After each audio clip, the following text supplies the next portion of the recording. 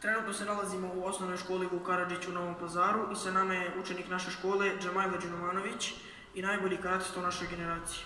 Džemajla je 15. decembra ove godine osvojio čak 3 zlatne medalje, pojedinačno, ekipno i u katanu. Džemajla, možeš nam reći nešto više o tome? Naravno, takmičenje se održalo u Užičkoj Požegi.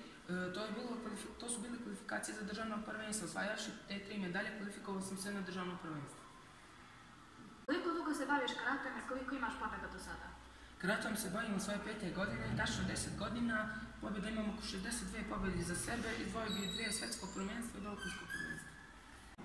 Šta bi poručio početnicima u karateu? Poručio bih im da nikad ne odustaju od karate, jer to je jedna izuzetna borilačka veština.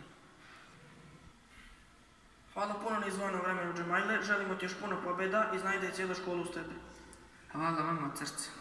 Kroz ovu reportažu vodili smo vas moj drug Amara Zemović i moja malenkost Maja Marković. Do nekog sljedećeg viđenja. Ćao!